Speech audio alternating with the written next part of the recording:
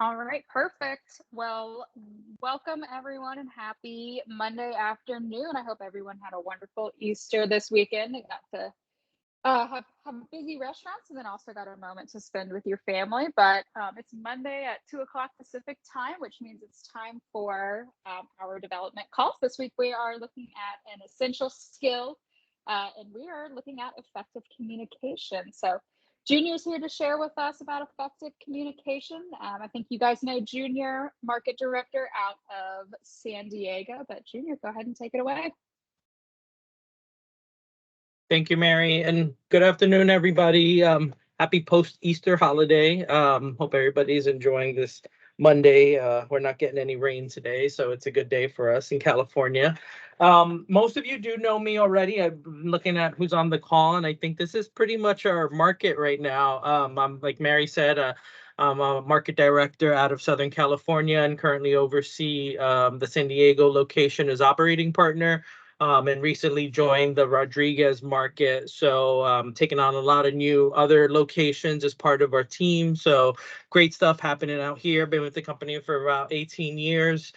Makes 19 in May 5th, actually. So coming up pretty soon. So been with the company a long time. And I think this topic that we're going to be reviewing today, effective communication, is a fantastic one. I love communication in all forms and formats, but throughout my career and as I travel to other locations and even in my location, one of the biggest things that we hear from team members and from managers is they wish there was better communication or there was lack of communication. So I love that we're taking the time to present a skill that I think is extremely essential to all of us and what we do every day. And I'm going to walk you through it. Some great stuff here, a lot of information that's going to be coming your way. I'm going to be doing a lot of talking, but I will pause if anyone has any questions or wants to add anything. This is an interactive forum, so just feel free to jump in and ask questions. And then at the end, I'll also open it up for questions if anybody has anything they want to add or chime in about. So.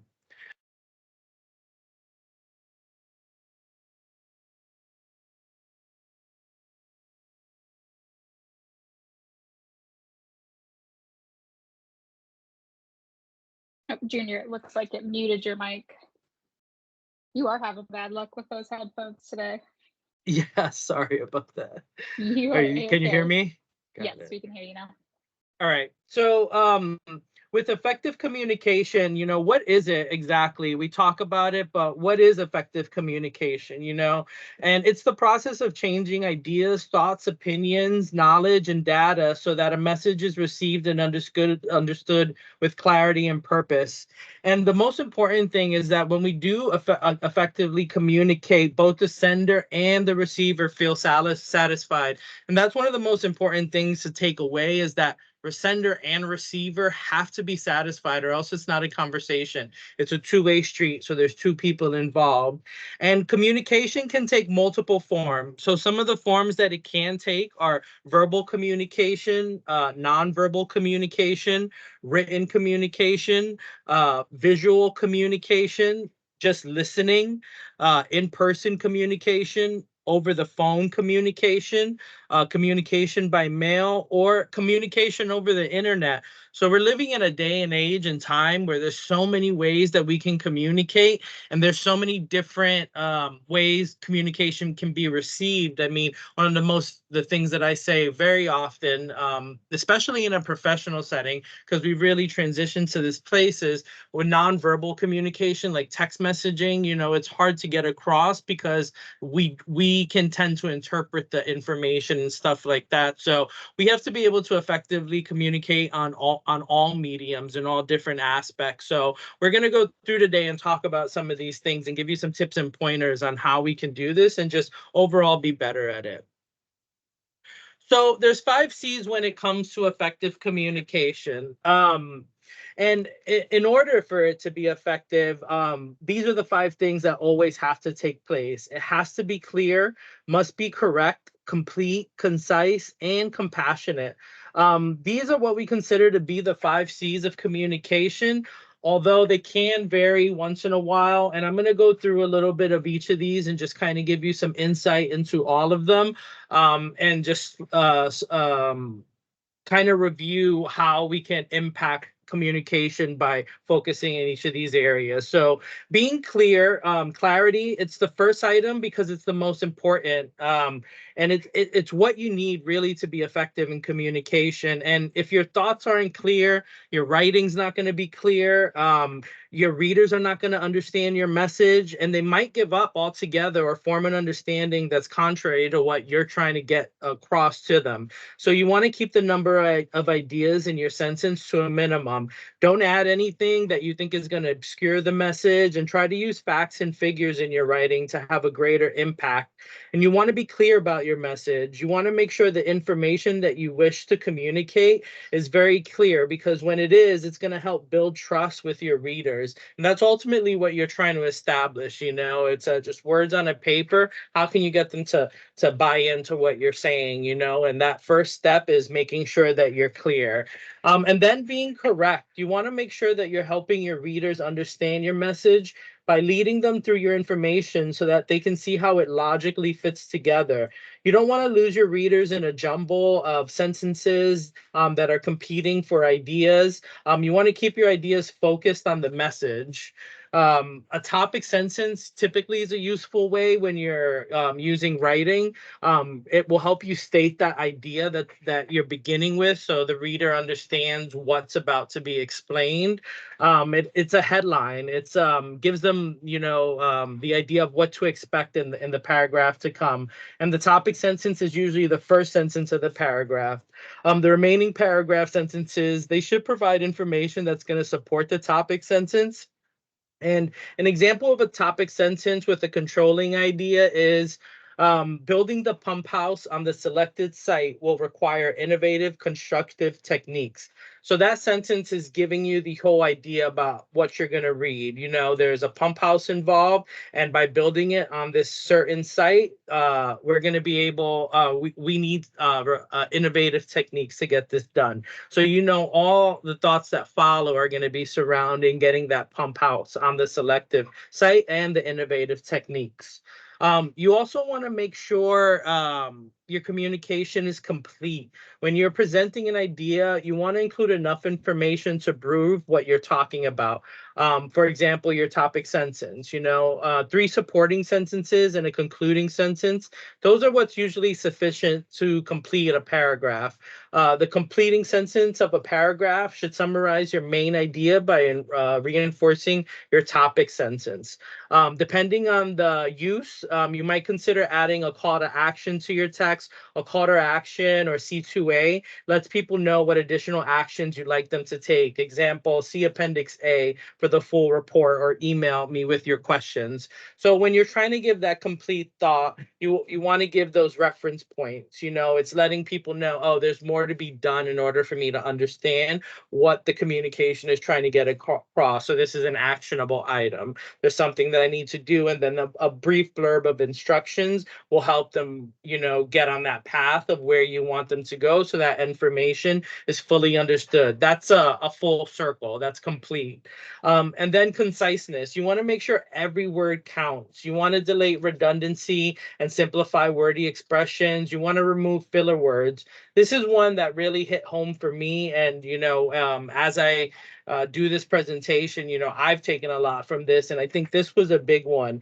Sometimes when I write, I can be too wordy, and, thinking about this, instead of saying a distance of 5 kilometers, use 5 kilometers. Instead of mixed together, just use mixed. Instead of saying until such time as, just say until. Sometimes we tend to add these additional words just to make it sound, professional or something, but they're not needed, and you can lose the reader along the way.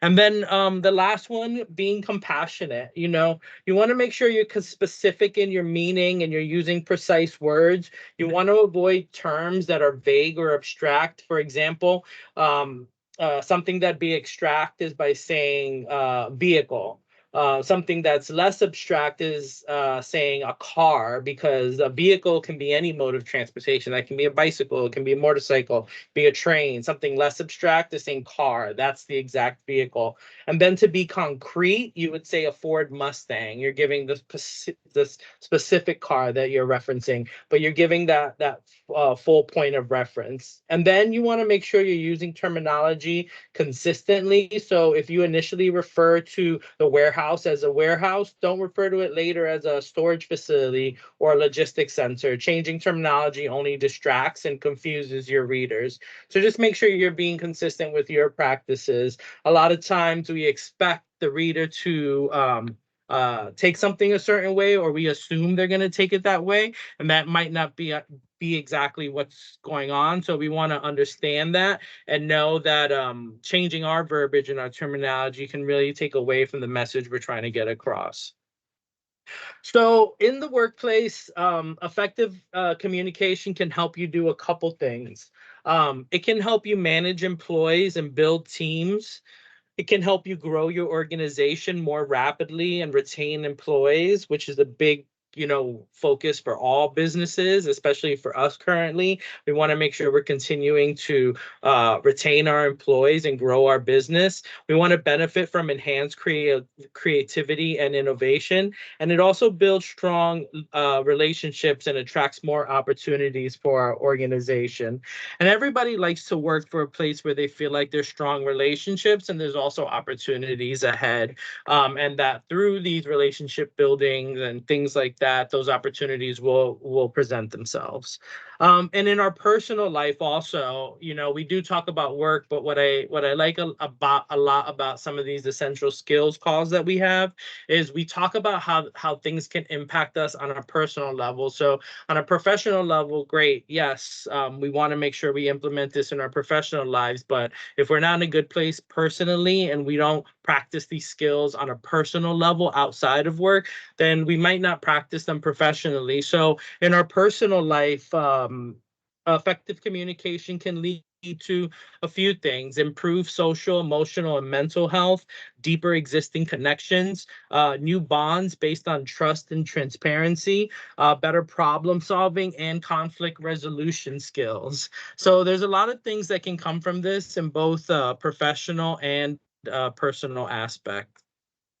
So effective communication, and this is something that can be difficult to measure, but its impact is extremely hard to deny overall. According to a study, surveyed companies in the United States and the United Kingdom with at least 100,000 employees, they lost about $62.4 million per year on average due to poor communication. Think about that. That's a crazy number. $62.4 million just on poor communication. But on the flip side, companies that led by effective communicators had nearly 50% higher total returns to shareholders over companies with less communicators at the helm. So when you look at that, just think about that. That's such a drastic impact. The $62.4 million per year loss just because there was excessive ineffective communication, and those that are communicating properly have nearly 50% higher total returns. Just think about that in our current business and how we can translate that. If we were to become more effective communicators, as we all focus on our top 5 KPIs and things, we can really see the returns. We can really see that investment pay off from a business aspect in the direction that we're heading. For effective communication, what's stopping you from communicating effectively?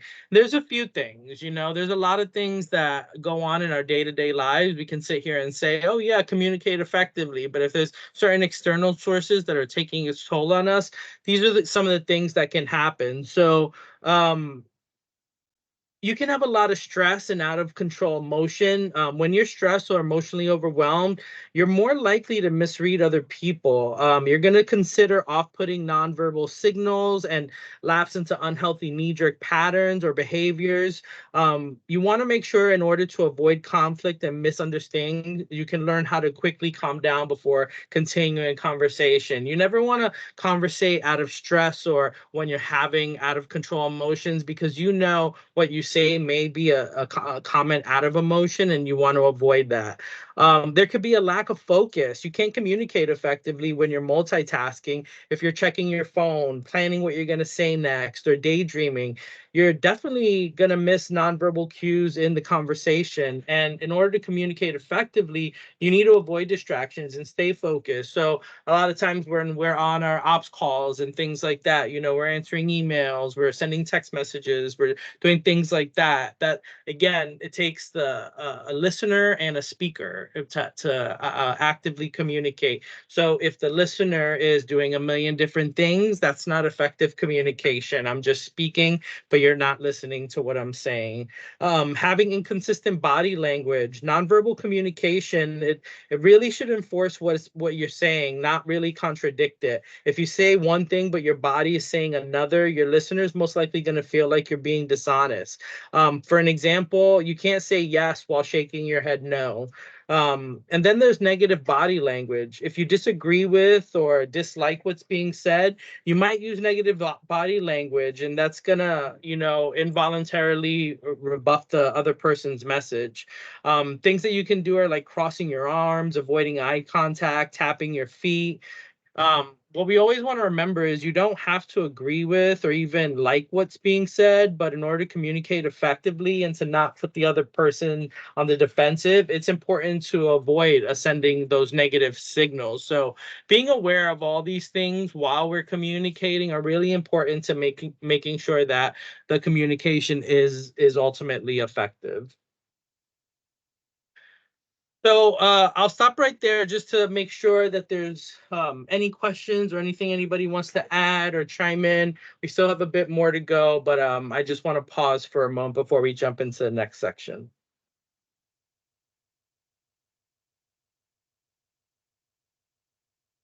Okay, so how can we become an effective communicator? Good question.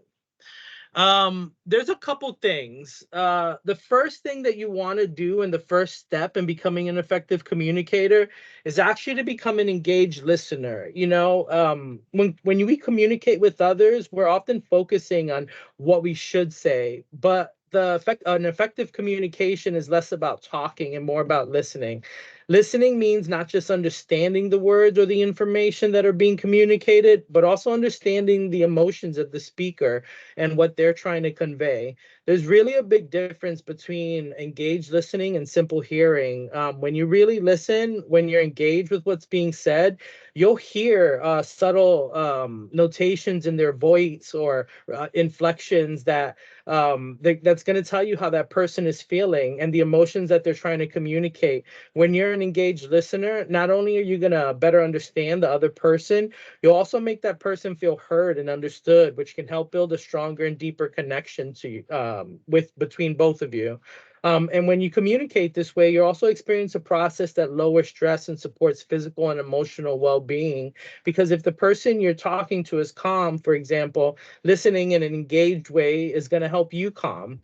Similarly, if the person is agitated, you can help calm them by listening in an attentive way and making the person feel understood. And if your goal is to fully understand and connect with the other person listening in an engaged way, then it'll often come across naturally. And if it doesn't, then make sure you try some of the following tips. The more you practice on them, the more satisfying and rewarding your interactions will be, and they'll become. So some tips for becoming an engaged listener. This is really important, focus fully on the speaker. You can't listen in any type of engaged way if you're constantly checking your phone or thinking about something else. You want to make sure that you stay focused on the moment-to-moment experience in order to pick up the subtle nuances and important nonverbal cues in a conversation. And if you find it hard to concentrate on some speakers, try repeating their words over in your head. It may reinforce their message and help you stay focused. Sometimes I have to do that, in order for me to be attentive, I have to listen to what they're saying and repeat it over. So there's a little bit of retention in there, and I'm not just kind of hearing, I am listening to what they're saying. This is an odd one, but favor the right ear. As strange as it sounds, the left side of the brain contains the primary processing sensors for both speech, comprehension, and emotions. And since the left side of the brain is connected to the right side of the body, favoring your ear can help you better detect emotional nuances of something that's being said. So talking as many people's right ear as you can when it's a possibility, because that's what people are, it's going to help retain the information. You want to make sure you avoid interrupting or trying to redirect the conversation to your personal concerns. You want to avoid saying stuff like, if you think that's bad, let me tell you what happened to me. Listening is definitely not the same as waiting for your turn to talk. You can't concentrate on what someone's saying if you're forming what you're going to say next. Often the speaker can read your facial expressions and know that your mind's somewhere else. So be mindful of that, and that's something, that I tend to do, it's like I'm thinking about what my reply is, and I'm not even listening to what you're saying. And whether we realize it or not, the speaker is going to notice that just based on your body language and your eyes when they're looking at you, paying attention to you. Show interest in what's being said. You want to nod occasionally, smile at that person. Make sure your posture is open and inviting. Encourage the speaker to continue with small nonverbal comments like yes or uh-huh. Just make sure that they know that you're listening to them and that you hear what they're saying. That's important, to acknowledge that they're not just talking and going on and on. And, we want to know somebody's out there listening. Try to set aside judgment. In order to communicate effectively with someone, you don't have to like them or agree with their ideas, values, or opinions. However, you do need to set aside your judgment and withhold blame and criticism in order to fully understand them. The most difficult communication, when successfully executed, can often lead to an unlikely connection between someone. So, if you stop and listen, you don't got to agree with everything they're saying. I think conversation is sometimes about agreeing and disagreeing. Whenever I talk to someone that just says, yes, yes, uh-huh, me too, that becomes boring. So, make sure that you are listening to what they're saying and that you're acknowledging. You don't have to agree with it at the end of the day, but you do have to listen and let them be heard. Provide feedback. That's an important one. If there seems to be a disconnect, reflect on what's being said by paraphrasing. What I'm hearing is, or sounds like what you're saying is, are great ways to reflect back. Don't simply repeat what the speaker has said verbatim, though you'll sound insincere and unintelligent. Instead, express the speaker's words and what you mean and what they mean to you. Ask questions to clarify certain points. So I think it's important when we're talking to people to say things like, what do you mean when you say this, or is this what you mean? That just helps clarify on the other end, rather than just saying okay, as nodding as if you understand and you go on. Helping and taking that moment to clarify shows that you're really engaged and that you're paying attention and that you really want to understand what they're saying. And then hear the emotion behind the words. Is it higher frequencies of human speech that impart emotion? You can become more tuned to these frequencies and thus better able to understand what others are really saying by exercising those tiny muscles in your middle ear. It's the smallest part of the body, but can make some of the biggest impact. You can do the biggest singing, or you can do this, enhancing the function of the muscles in your middle ear by singing, playing a wind instrument, listening to certain types of high frequency music like a Mozart symphony or a violin concerto. So while you're in your car next time, if you want to enhance those listening skills, listen to some good music. That really helps that inner ear get trained to listen and hear. Moving on, the next skill is paying attention to nonverbal skills. The way you look, listen, move, and react to another person tells them more about how you're feeling than words alone can never be. Nonverbal communication or body language includes facial expressions, body movement and gestures, eye contact, posture, and the tone of your voice, and even your muscle tension and breathing. When you develop the ability to understand and use nonverbal communication, it can help you connect with others and express what you really mean. It also can help navigate difficult situations and help build better relationships at home and work. And ultimately, that's what we want to do is, build better relationships at home or work so that we have the strongest possible bonds possible to be as effective as we need to be.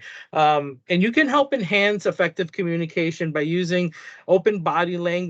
Make sure your arms are not crossed, standing with an open stance or sitting on the edge of your seat, maintaining eye contact with the person you're talking to.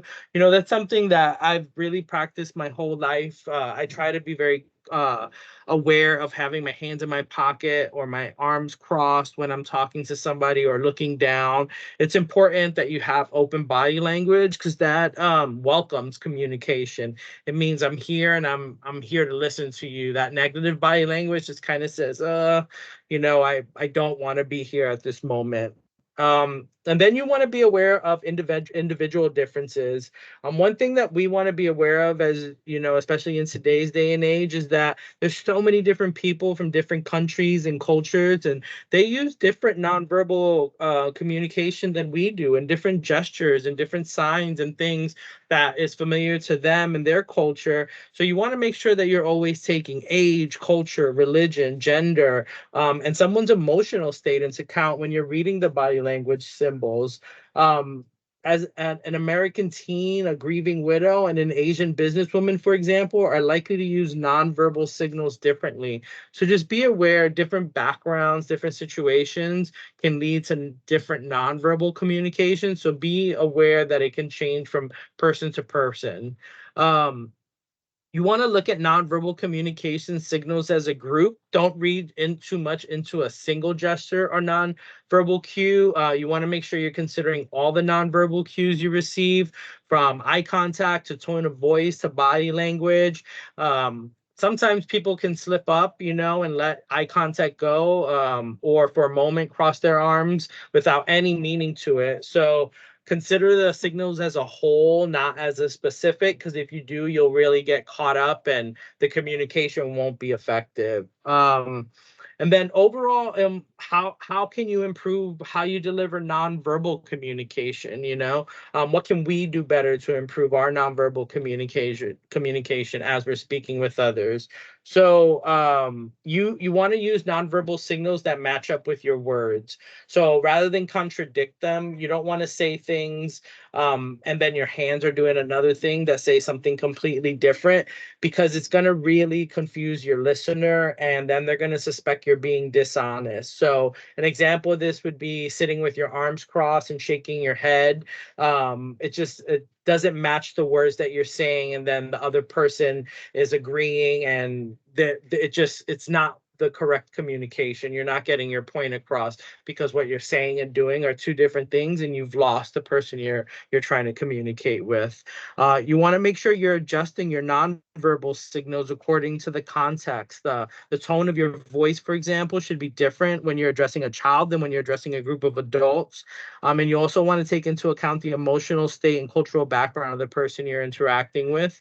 And then lastly, you want to avoid negative body language. Use positive body language that conveys positive feelings, even when you're not actually experiencing them. And if you're nervous about a situation or something like a job interview or an important presentation or even a first date, in your personal life, use positive body language to signal confidence, even though you're not feeling it. Leading with that confidence can really go a long way. And instead of entering a room with your head down and eyes averted when you're nervous, when you're walking into a meeting or a group of people, and then just kind of sliding into a chair, stand tall, stand at the corner of the room, let people know you're here, greet people, maintain eye contact, and deliver firm handshakes when people are going by. The more you make yourself feel confident and put the other person at ease, the better the overall communication is going to be for the both of you or for the group of people you're trying to communicate with. So, did I skip a slide? Oh, I did not.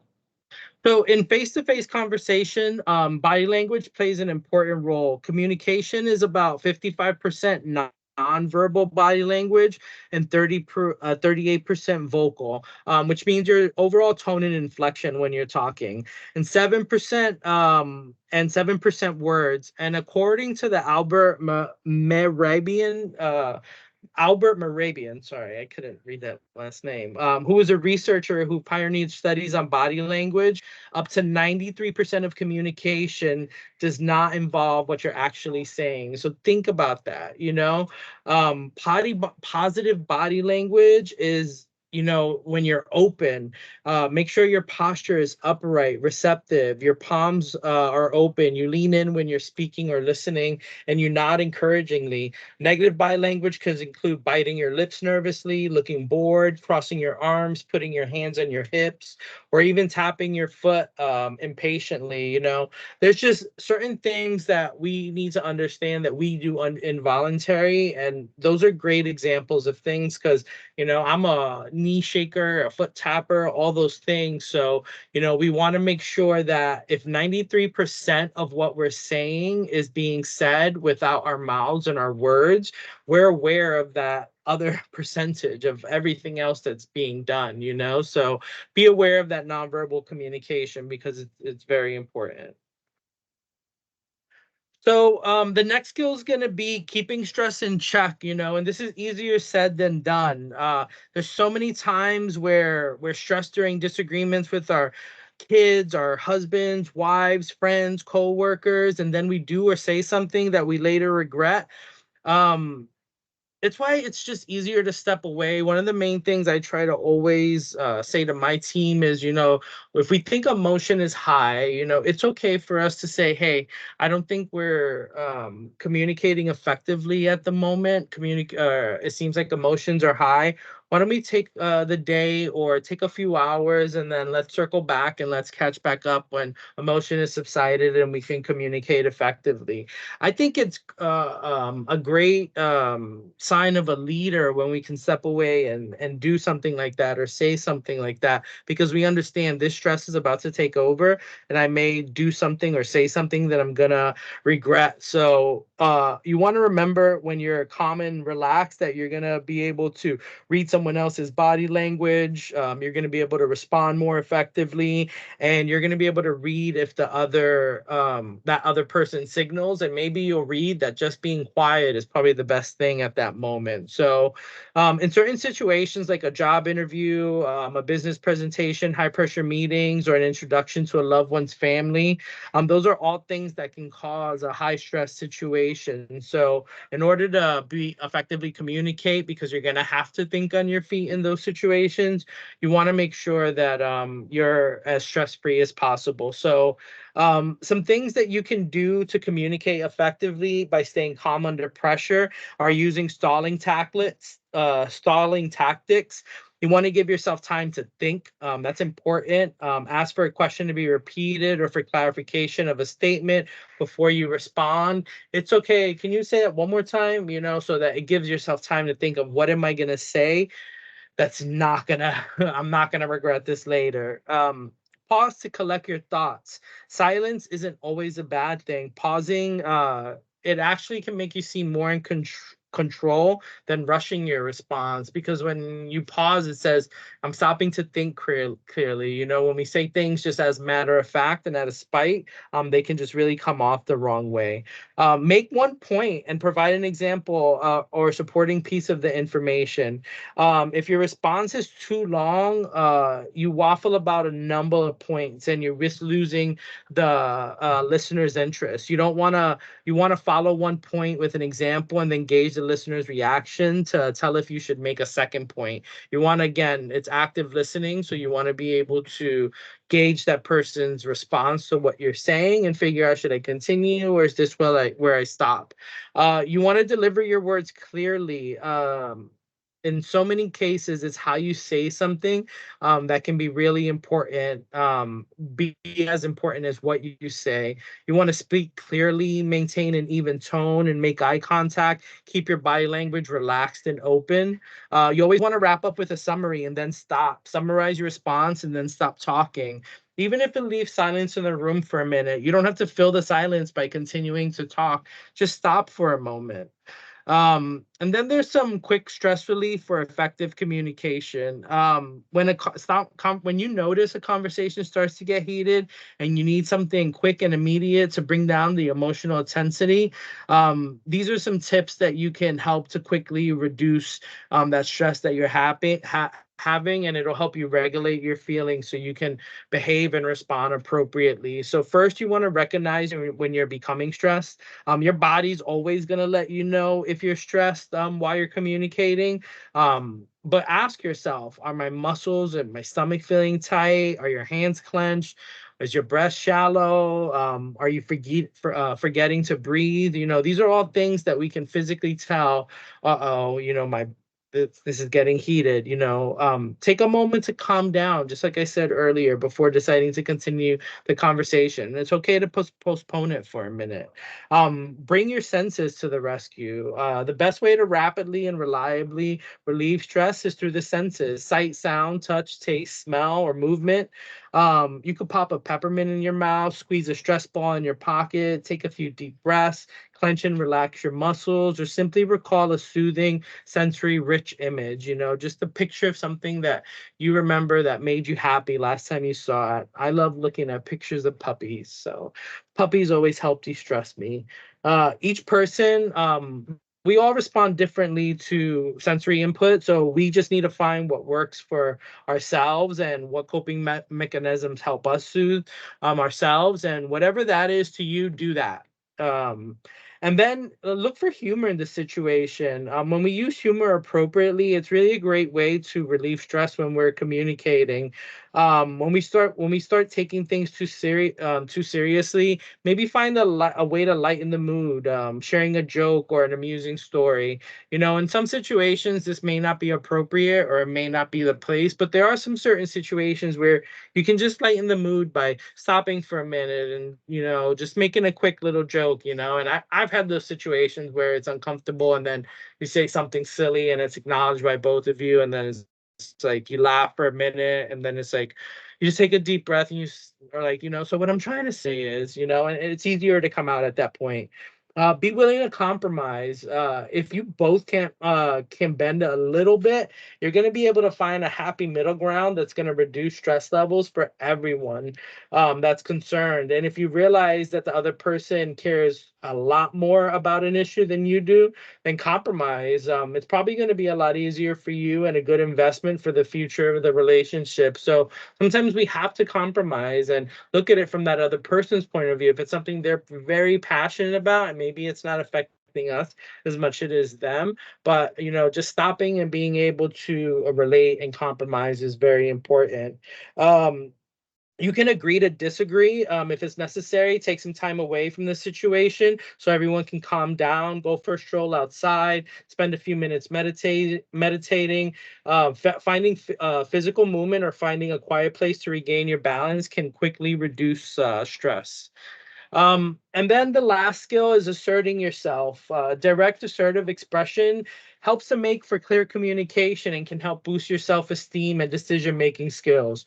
When you're assertive, it means that you're expressing your thoughts and your feelings, and you want to be open in an honest way while you're standing up for yourself and respecting others. It doesn't mean being mean or aggressive or demanding.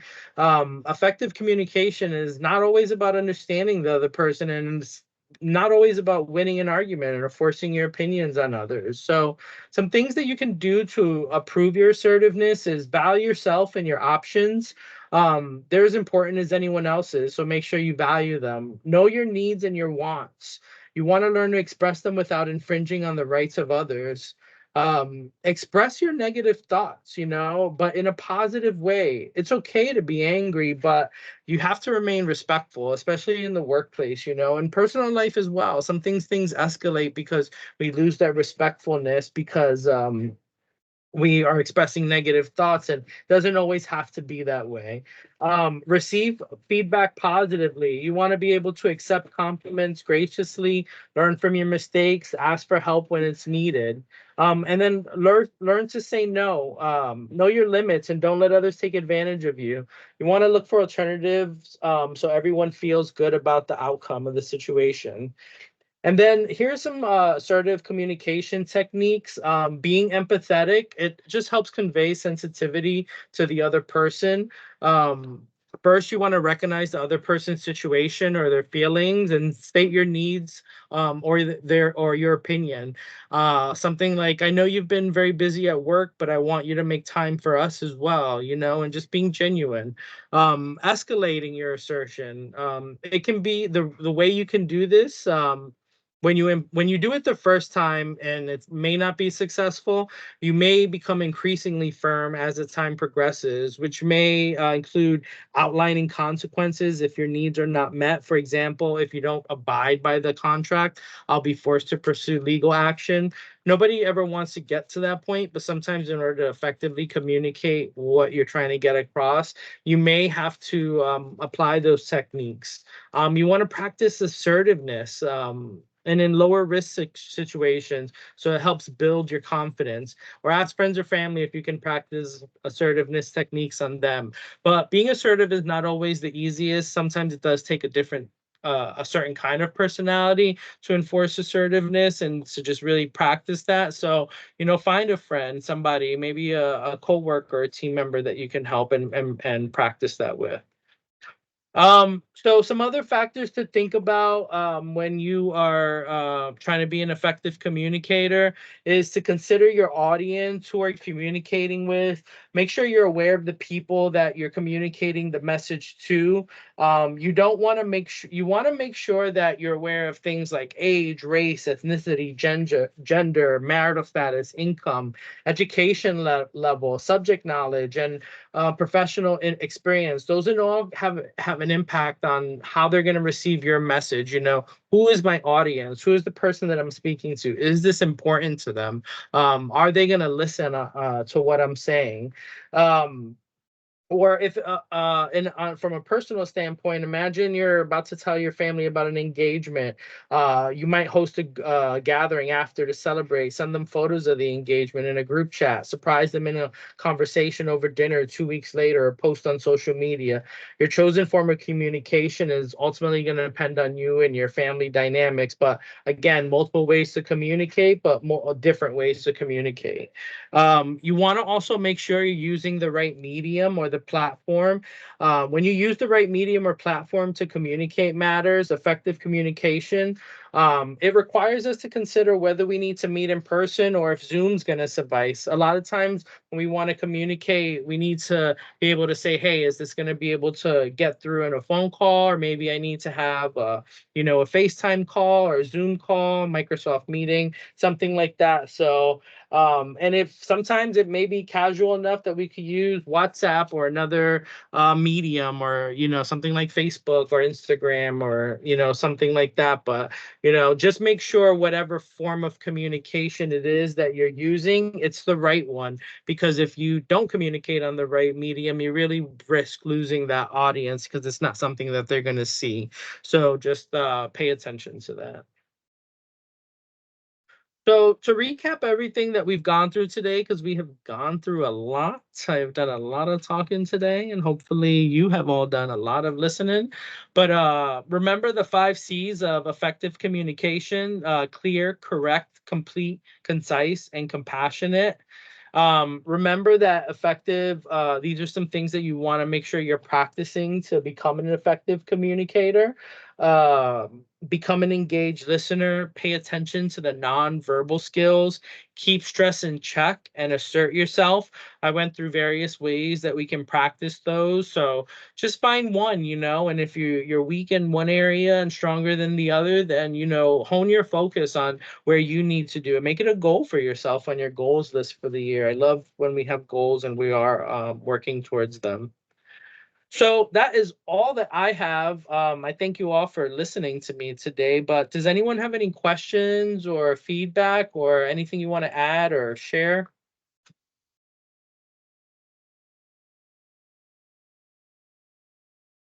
All right, then I think that was a great call about effective communication. Hopefully, you all are going to take that back to your teams and get that going in your restaurants. Always feel free to reach out to me on email, cell phone. I communicate through multiple platforms, including TikTok, Facebook, and Instagram. So feel free to contact me at any point, and I will be happy to communicate with you.